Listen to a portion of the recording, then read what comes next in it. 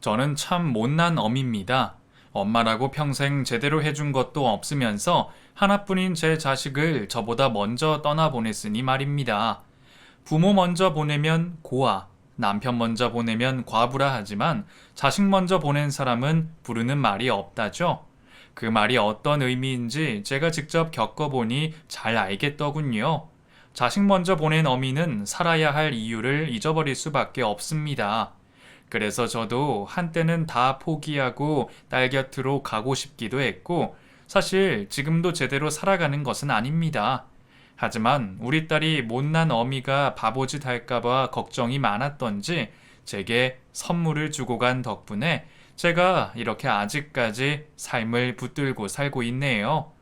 물론 여전히 매일같이 딸아이 생각이 나고 가끔은 혼자 남겨졌다는 생각에 다 포기하고 싶어질 때도 있지만 저는 차마 그럴 수가 없습니다. 딸아이가 어렵게 남긴 그 선물을 잘 지켜야 하니 말입니다.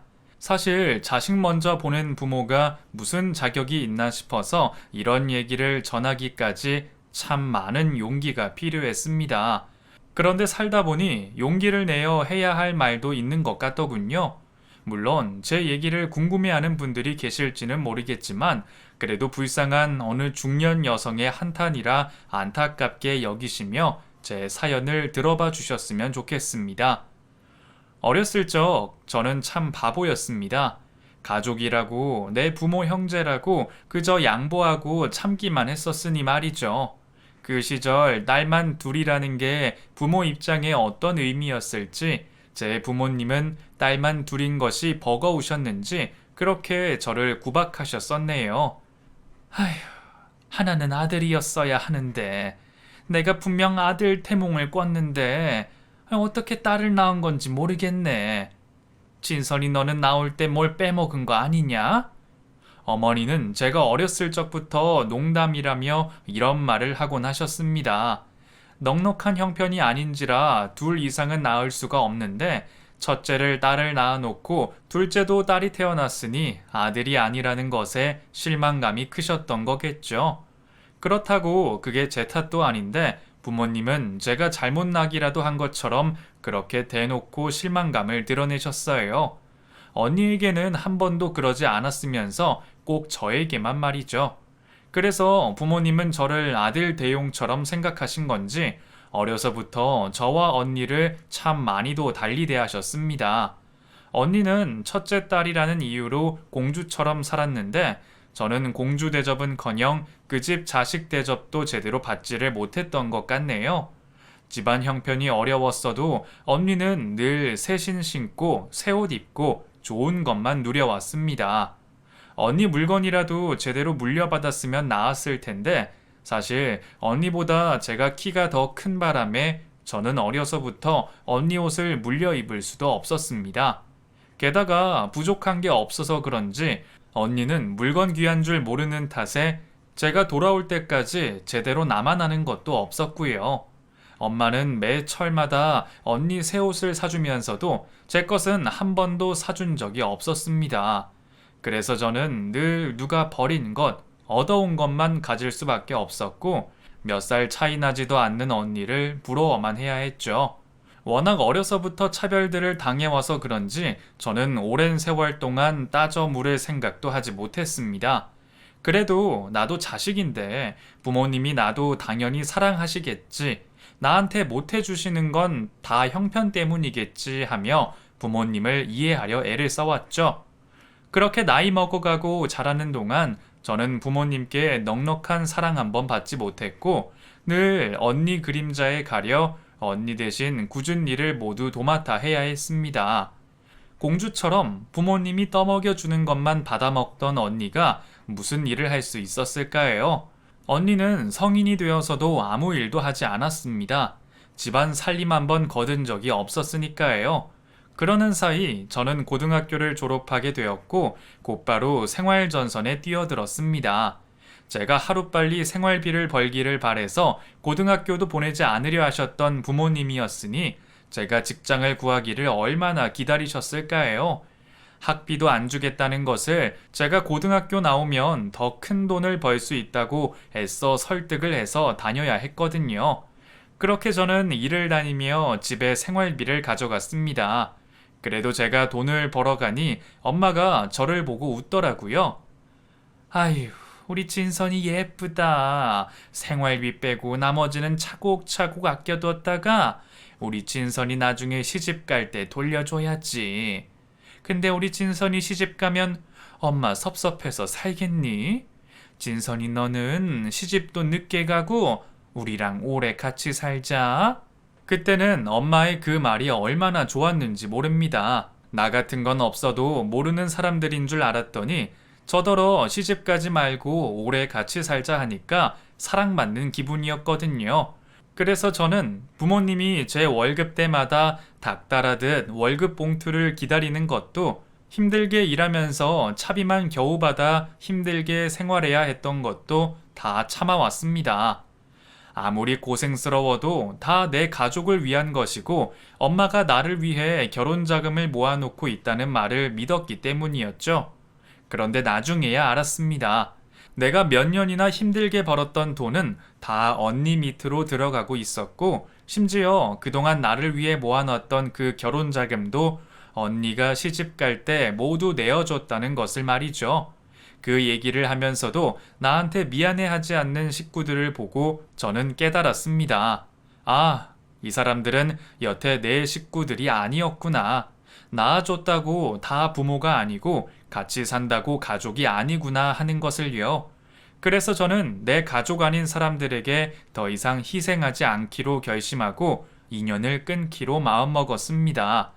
솔직히 처음에는 차마 마음이 서질 않았어요. 그래도 천륜인데 어떻게 내가 내 부모 버리고 도망치나 싶어서 짐을 쌌다 풀었다 몇 번을 했는지 몰라요. 그런데 오히려 그 사람들이 그 결심을 세워주더라고요. 그 일 이후로 앞으로 내 돈은 내가 벌어 관리하겠다 했더니 저를 얼마나 원수 보듯 하는지, 나를 괜히 낳았다고 자기 자식은 언니 하나라며 저더러 나가 죽으라는 얘기를 하더라고요. 그래서 그 길로 짐을 싸서 제 핏줄과 인연을 끊어버렸습니다. 눈물이 하염없이 흐르는데 그게 분해서 흐르는 눈물인지 벗어났다는 해방감에 흘리는 기쁨의 눈물인지 분간하기 어려웠죠. 저는 겨우 숨겨둔 비상금을 들고 평생 연고도 없던 동네로 무작정 떠나왔습니다. 언니나 부모님이나 평생 보지 않고 싶은 마음에 친척이나 사돈의 팔촌도 아무 연고도 없는 곳으로 숨어버렸습니다. 그리고 그곳에서 저는 비로소 제 삶을 찾아보겠다고 마음을 먹었네요. 그동안 돈 벌면서 한 번도 사 먹어보지 못했던 외식도 해보고 생전 처음 새 옷도 사봤습니다. 별로 어려운 것도 아닌데 나는 그 나이까지 그런 거 한번 해보지 못했다니 참 등신같이 살았다 싶었어요. 그렇게 저는 그곳에서 자리를 잡고 작은 가게를 꾸리며 딱 혼자 먹을 만큼만 벌어먹고 살았습니다. 예전에는 식구들 책임지느라 어깨가 얼마나 무거웠는지 몰라요. 그런데 챙길 사람 하나 없이 혼자 건사하면 된다는 게 그렇게 마음이 편할 수가 없더라고요. 그렇게 저는 연고도 없던 외딴 곳에서 정붙일 곳 없이 외롭게 살아가고 있었죠. 사실 그때 제 마음이 참 여유가 없었어요. 가족들한테 상처를 너무 받아서 다른 사람을 품을 여력이 없었는지 도통 사람들한테 마음을 열고 누군가를 사귈 수가 없었습니다. 주변 상인들하고 인사는 하고 지냈지만 내 사정을 궁금해하는 사람들에게 아무 말도 하지 못했거든요. 그런데 어느 날 불쑥 제 인생에 끼어들어온 그 남자 때문에 조용했던 제 인생이 갑자기 번거로워져 버렸습니다. 집에서 할 것도 없는 탓에 새벽같이 나가서 가게 열고 느지막이 들어오다 보니 저는 옆집에 누가 사는지 무슨 일이 있는지도 모르고 살았네요. 그런데 어느 날 누가 옆집이라면서 문을 두들기더라고요. 저 옆집 사람이에요. 죄송하지만 저 좀 도와주시면 안 되겠습니까? 옆집 남자가 갓난 애를 들고 우리 집 문을 두드렸는데 어찌 놀라지 않았겠어요. 당황스러워하는 제게 그 남자가 자초지종을 설명하는 겁니다. 저 집사람이 집을 나가서요. 근데 갓난애를 두고 나갔는데 제가 뭘 어떻게 해야 할지. 안아주는데도 자꾸 울고. 아, 요즘에야 남자들도 같이 애 보고 그러지만 그때는 뭐 엄마 없으면 바깥 양반들이 뭐 하나 제대로 할 줄 아나요. 그래서 그런지 그 남자도 어린애를 어설프게 안고는 어쩔 줄을 몰라 하는 겁니다. 저도 미혼이라 많이 알지는 못하지만 그래도 남자보다는 낫더라고요.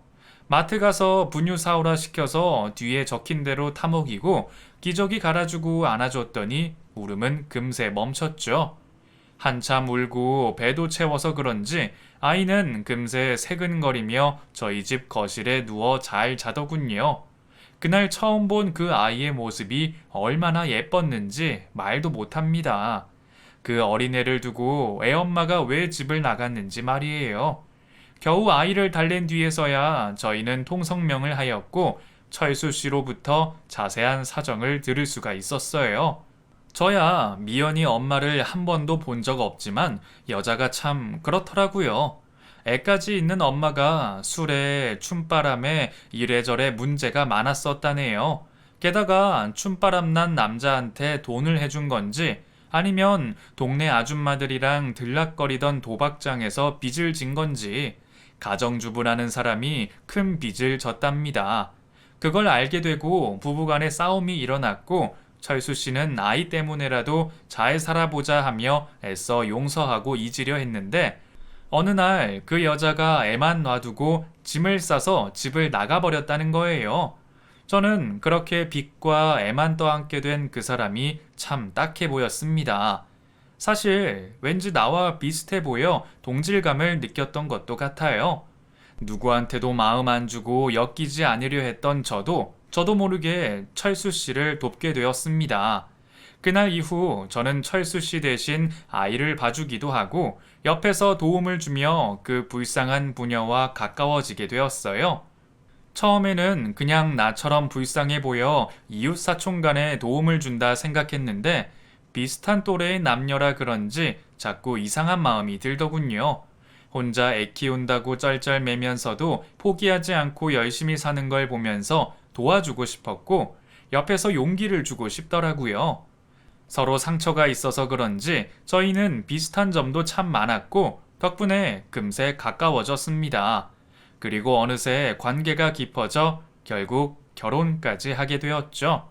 사실 남편도 남편이었지만 저는 미연이에게 한눈에 반해버렸던 것 같아요. 남편이 아이를 데리고 우리 집 문을 두드렸던 그때 그 품에 안겨있는 아이 모습이 평생 제 기억을 떠나지 않았으니 말이에요. 그렇게 저는 남편과 새로운 가정을 꾸리며 미연이를 제 자식처럼 키우기로 다짐을 했습니다. 애엄마가 애 젖도 떼지 않고 도망을 갔으니 미연이는 친모를 기억하지도 못했고 그렇다면 굳이 알릴 이유가 있나 생각했어요. 미연이를 내가 낳지는 않았지만 내 스스로도 틀림없는 내 자식이라 생각했고 또 정말 그렇게 키웠습니다. 혼낼 때는 제대로 혼냈고 사랑해줄 때는 끝없이 사랑해줬죠. 내가 받고 싶었지만 못 받았던 그 사랑을 내가 내 자식에게 충분히 주고 싶었거든요. 분명 사랑받지 못해서 사랑할 줄도 모르고 친구도 가족도 없이 살아온 제 인생이었는데 저는 미연이를 만난 순간 그 아이를 사랑하지 않을 수가 없었습니다. 그렇게 애달아 키운 내 아이를 훔쳐가겠다는 사람이 나타났네요. 아이가 한참 사춘기를 겪던 그때 아이 버려놓고 집을 나가서 10여 년간 연락 한 번 없던 아이의 친모가 어느 날 갑자기 아이를 찾아온 것입니다. 분명 이혼할 때도 빚만 갚아주면 아이는 찾지도 않고 관심도 없다더니 그래도 혹시나 싶어서 저희가 재혼하고 동네를 떠나 이사까지 떠나왔는데도 그 여자는 어떻게 알았는지 제 아이를 찾아왔습니다. 아무것도 모르는 아이를 붙들고 대체 무슨 얘기를 한 건지 애가 갑자기 모든 비밀을 알고 나서는 엄마를 따라가겠다며 저희에게 악을 쓰더라고요. 미연이도 배신감을 느꼈겠죠. 어린 마음에 여태 자기를 키워주고 자기가 따랐던 사람이 계모라는 사실이 얼마나 충격이었겠어요. 자기를 속였다며 길길이 날뛰는 딸아이에게 남편은 처음으로 크게 아이를 혼냈습니다. 네가 지금 이게 무슨 버르장머리야? 그동안 엄마가 키워준 은혜를 몰라? 친모가 너한테 어떻게 했는데 이제 와서 친모 따라가겠다는 소리를 해? 은혜? 그래서 나더러 가짜 엄마가 나 키우느라 고생했으니까 은혜 갖고 살으라 이거야? 아니면 뭐 찍소리 하지 말고 기죽어 있으라고? 다른 애들은 낳아준 은혜, 키워준 은혜 생각하면서 살아? 그러니까 나도 이제 낳아준 은혜 갚으러 가겠다고. 내가 알아서 친엄마랑 살겠다고. 어차피 두 사람도 내가 없어야 더 행복할 거 아니야. 남편은 아마 제게 미안한 마음과 아이에게 속상하고 당황스러운 마음에 더욱 화를 냈을 겁니다. 하지만 그건 아이 입장에서는 더 속상한 일이었겠죠. 이럴 줄 알았으면 내 입으로 먼저 얘기를 했어야 하는데 내가 내 욕심을 부리자고 아이에게 상처를 주었구나 싶어서 가슴이 미어지는 것 같았습니다. 솔직히 친모가 제대로 된 사람이고 아이에 대한 애정만 있었어도 딸애가 좋다는 대로 해주고 싶었어요. 아이가 친엄마 찾아가겠다는데 제가 천륜을 어떻게 가로막을 수 있겠습니까? 그런데 저나 남편은 그 여자가 어떤 사람인지 너무 잘 알잖아요. 저는 그 여자가 남편을 배신한 건 그렇다 치더라도 자기 자식을 버렸다는 게 용서할 수가 없었어요. 따로 이유가 있었던 것도 아니고 그저 도박과 남자 때문에 엄마 찾는 자식보다 자기 인생을 택했던 여자였습니다. 돈과 친권을 거리낌 없이 바꿨던 여자였고요. 그랬던 여자가 이제 와서 딸을 찾는 것도 수상하고 여태 연락 한 번 없었던 것을 보더라도 저는 그 여자의 진심을 느낄 수 없었죠. 그렇다고 이미 상처받은 애한테 지 엄마가 개차반이라는 얘기를 할 수도 없고 저희 부부는 그 문제 때문에 꽤나 골머리를 앓아야 했습니다. 하지만 결국 저희의 결론은 절대로 그 여자에게 보낼 수 없다는 입장이었어요. 저는 딸이 저를 미워할 걸 알면서도 끝까지 반대를 하고 나섰습니다. 너 아직 미성년자야. 네 친권도 아빠한테 있고 네가 떼쓴다고 될 일이 아니야.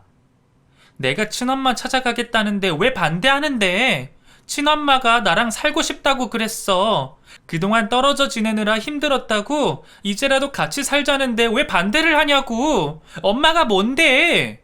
김미연, 너 엄마 앞에서 무슨 말버릇이야? 그렇게 하지 말라고 했지? 네가 어른들 사정을 어떻게 다 알아? 너 아직 애야. 지금은 부모 품에서 보호받아야 할 나이라고. 아무튼 우리는 너 20살 되기 전까지는 그 여자한테 너 못 보내니까 가려면 그때 나가던가. 지금은 그런 줄 알고 포기해. 더 이상 말 꺼내지도 말고. 그리고 남편이 그 여자를 만나서 아이를 데려가도 양육비는 절대 주지 못한다 얘기를 했더니 그쪽에서 애한테 더 연락이 없었던 모양이에요. 역시나 아이는 그 일을 두고 저를 원망했습니다.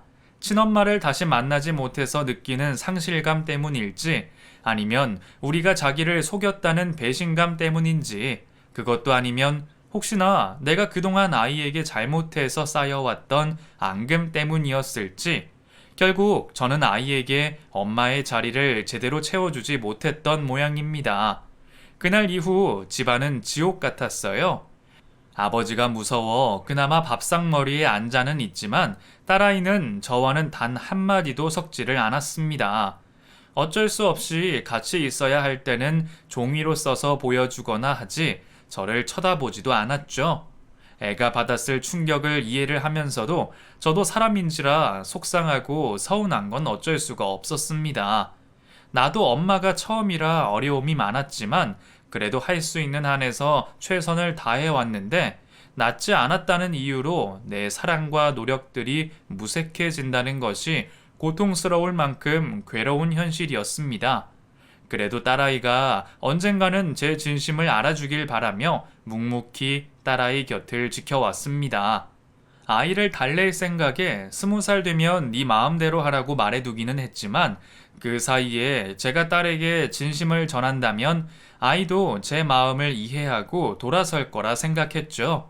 그런데 아이가 20살을 코앞에 두고 남편이 먼저 세상을 떠나고 말았습니다.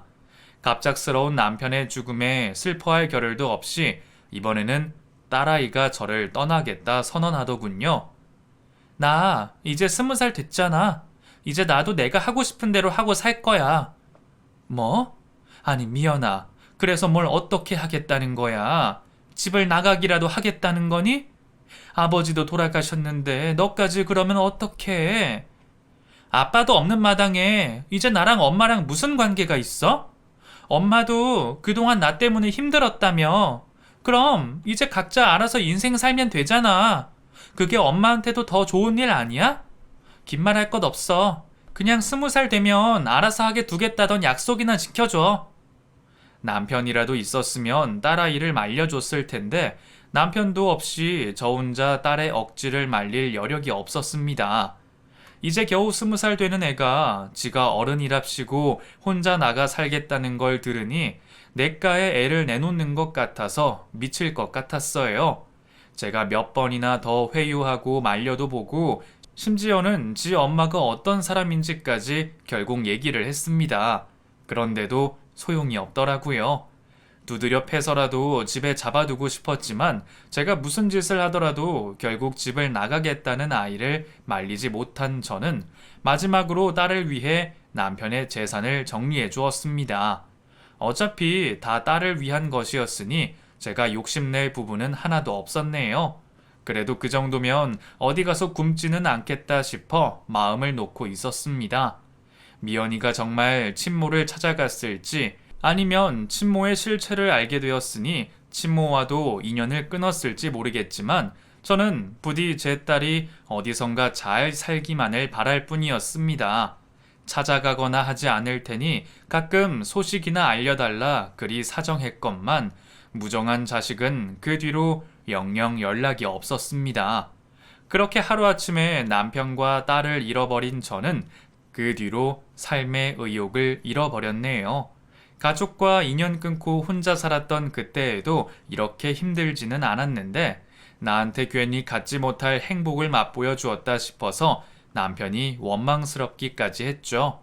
마음에 아픔이 있다 보니 살아도 산 게 아니었고 먹어도 먹는 게 아니었어요. 그저 죽지 못해 연명하듯 삶을 이어나갔습니다. 그래도 그때는 죽지 못할 이유가 있었거든요.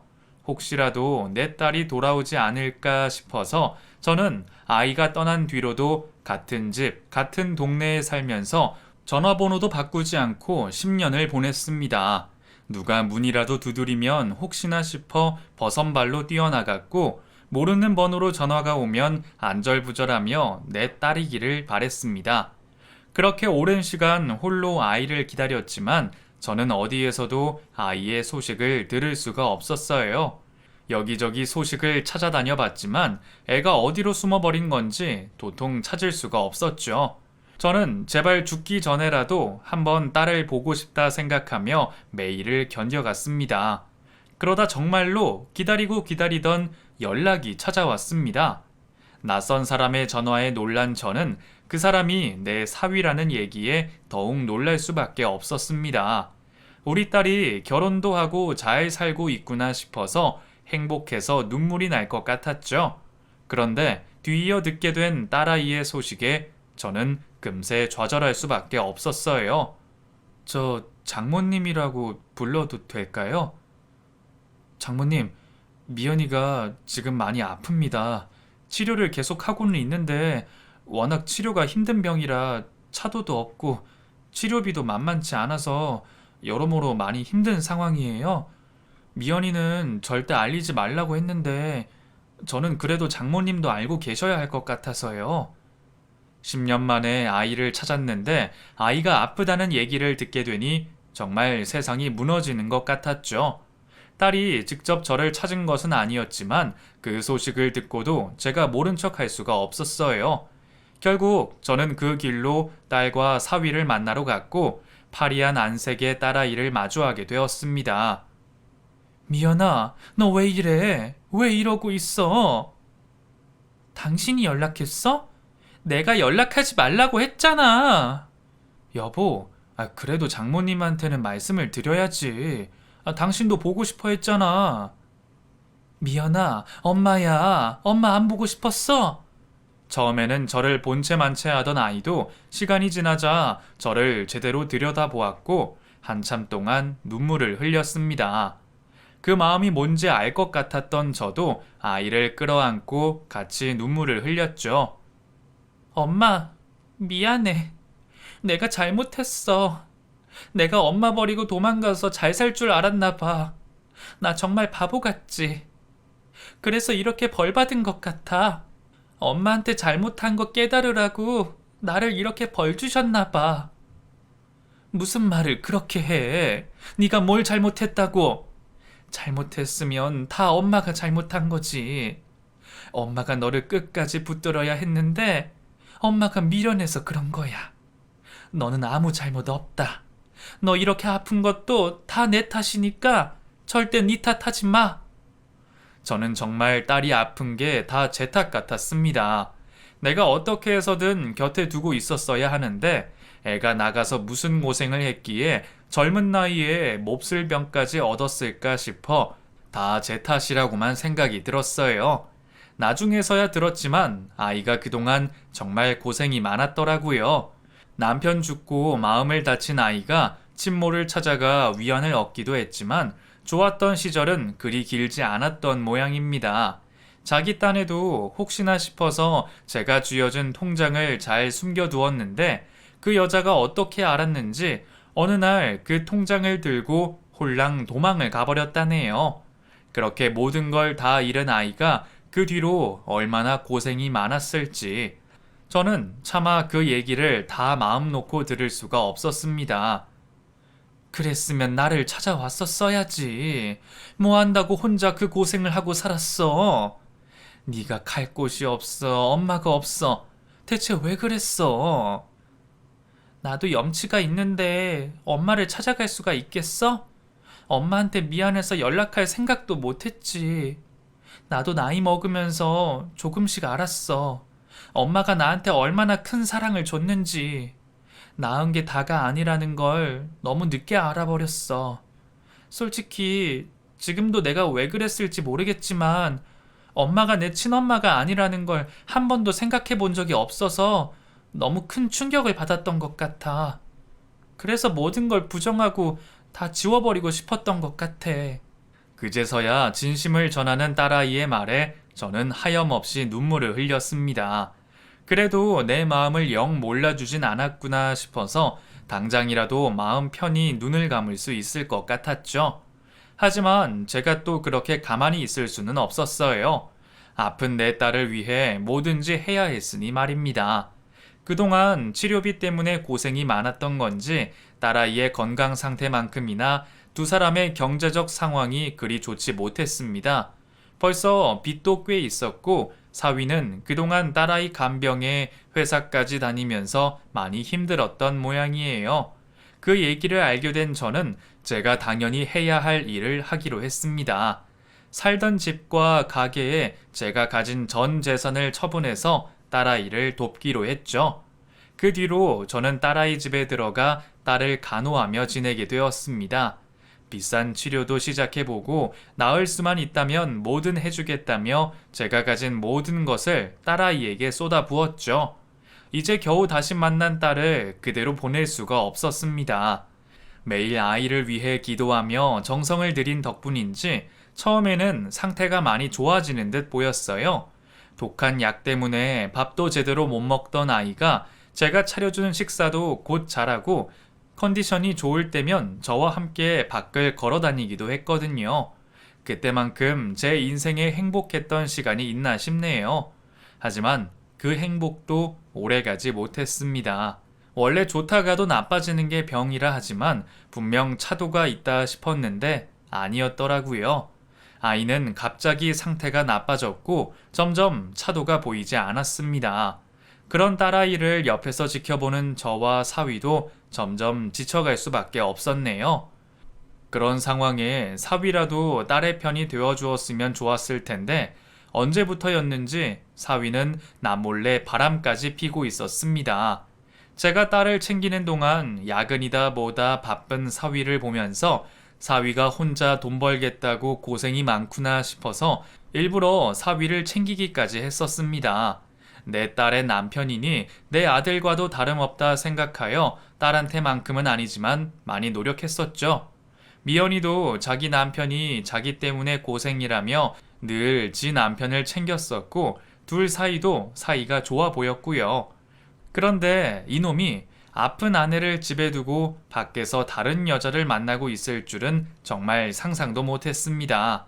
처음에는 너무 화가 나서 다 뒤집어 엎고 싶었지만 딸을 위해서 참을 수밖에 없었어요. 그래, 김병에 장사 없다는데 몇 년이나 아픈 아내 옆에서 사위도 고생이 많았겠지. 그래서 누군가에게 기대고도 싶었겠지. 이해되지 않으면서도 애써 사위의 입장을 이해해보려 생각했습니다.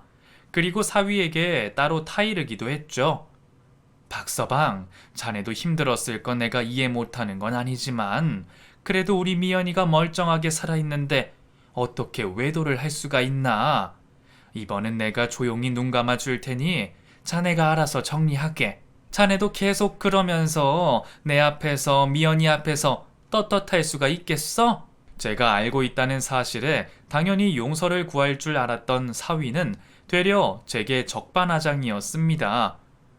지금 저를 협박이라도 하시는 거예요? 제 일은 제가 알아서 할 테니까 신경 쓰지 마세요. 미연이 친모도 아니고 진짜 내 장모도 아니면서 왜 이렇게 간섭이 심하세요? 미연이한테 관심 두시는 건 알겠는데 저랑은 상관없잖아요. 부부 사이 일은 저희끼리 알아서 할 테니까 앞으로도 이런 일은 신경 끄세요. 아시겠어요? 참 기가 막혔습니다. 그래도 미연이가 착한 남자를 만나서 잘 살고 있는 줄 알았는데 저놈이 나를 친모가 아니라며 장모 취급도 하지 않았네요. 너무 기가 막히고 화가 났지만 저는 차마 아픈 딸아이에게 그 사실을 전할 수가 없었습니다. 병원에서도 최대한 스트레스 받지 않고 큰 충격을 주면 안 된다 했기 때문에 그 일을 딸이 알게 되면 어떻게 될지 두려웠던 저는 끝까지 딸에게 사위의 일을 함구하기로 결심했죠. 다행히 그놈도 아픈 딸 앞에서는 내색 없이 잘 해줬으니까요.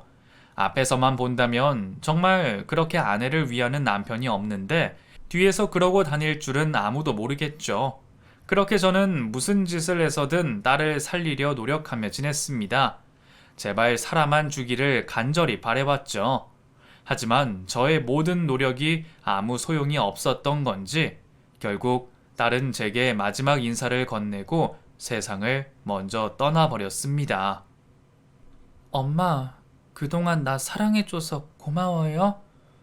내가 엄마한테 상처 준 게 훨씬 많지만 다음번에는 내가 정말 잘할게.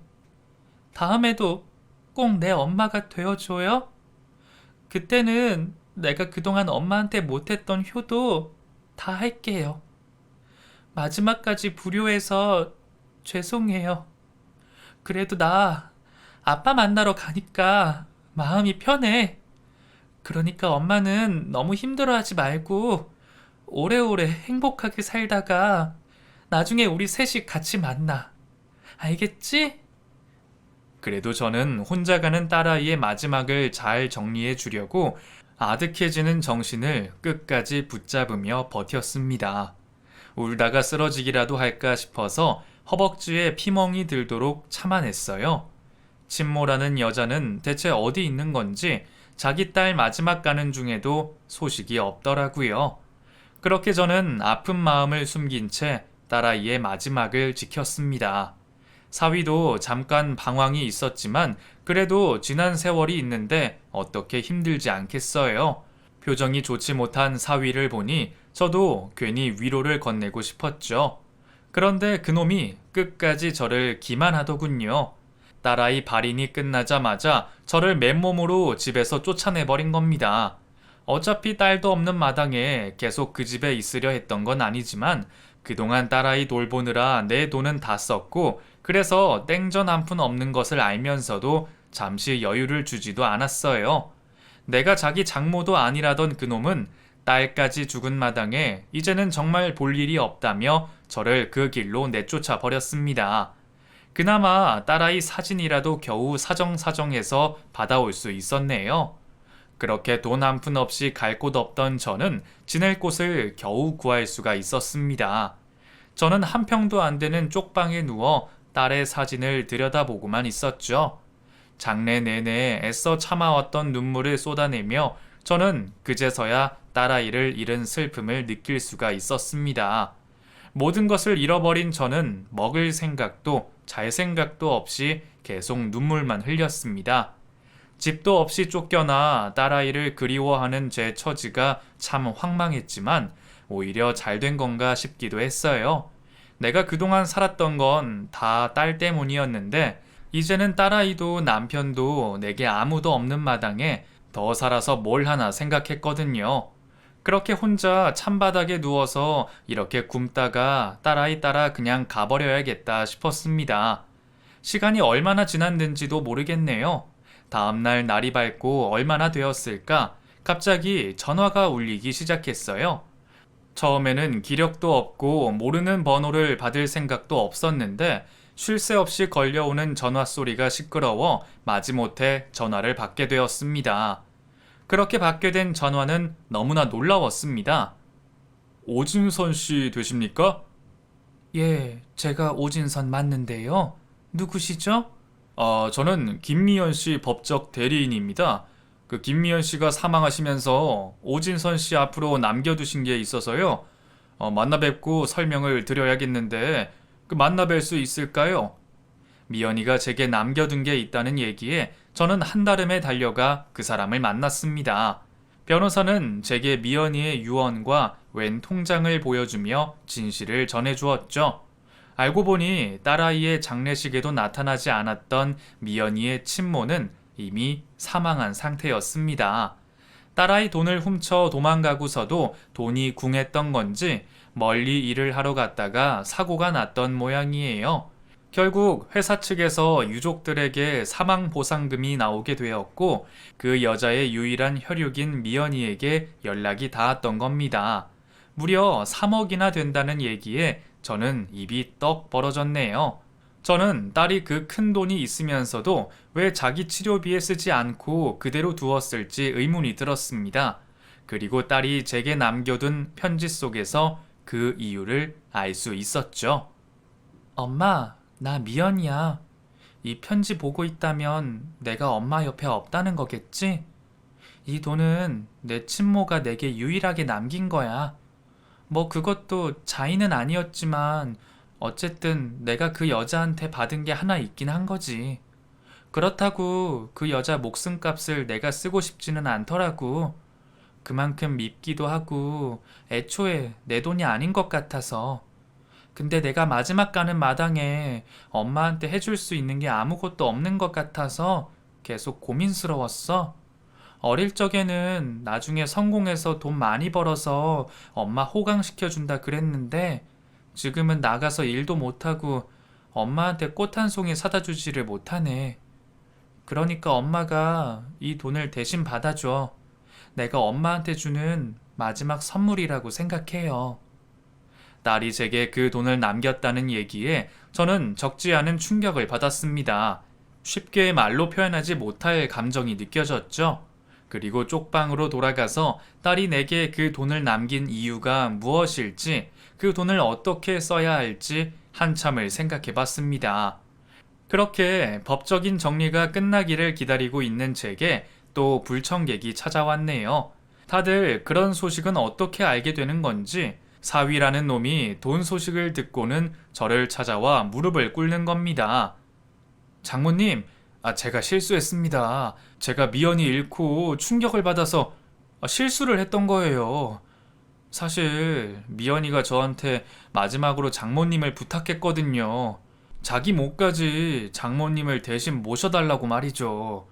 제가 미연이 얼마나 사랑하는지 아시잖아요.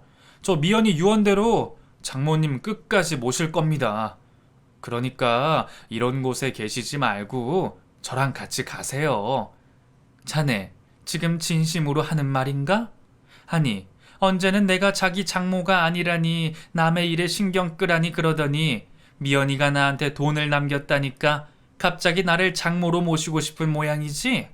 우리 미연이가 니놈 실체를 모른다 생각했는데 영 몰랐던 건 아닌 모양이야. 그랬으니 그 돈을 나한테 맡기고 자네한테 나를 모시라 했겠지. 그러게 제발 인간답게 좀 살지 그랬어. 이제 와서 무릎 꿇어봤자 무슨 소용인가? 자네 말대로 미연이도 죽고 없는 마당에 자네랑 나는 아무 관계가 없는 것을. 그러니 괜히 남의 돈에 욕심내지 말고 앞으로 다시는 나 찾아오지 말게. 참 어이가 없었습니다.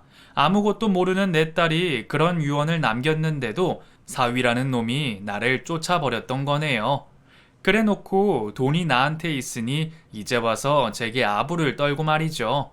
그렇다고 제가 이제 와서 바보같이 사위를 따라가겠나요? 참 사람이라는 게 뭔지 다 지긋지긋해진 저는 사위였던 그 인간에게 다시는 찾아오지 말라 똑똑히 못 박았습니다. 물론 법적으로 고소하겠다니 어쩌니 순순히 물러나지는 않았지만 변호사 말을 들어보니 다행히 그 돈이 그놈에게 갈 수 있는 방법은 없더라고요. 그래서 저는 모든 것을 뒤로하고 조용히 소도시로 이사를 떠났습니다. 그리고 그곳에서 딸이 남긴 마지막 선물을 귀하게 쓸 결심을 하게 되었죠. 미연이가 나한테 바라는 것이 무엇일지 깨달은 저는 그 돈을 허투루 쓰지 않기로 했어요. 그래서 그 돈으로 한적한 곳에 집을 지었고 그곳에서 저는 갈 곳 없는 아이들을 돌보는 돌봄 시설을 운영하기로 했습니다. 물론 자격증도 필요했고 준비해야 할 것이 많았지만 저는 딸을 위해 새로운 삶을 살아보기로 용기를 내었습니다.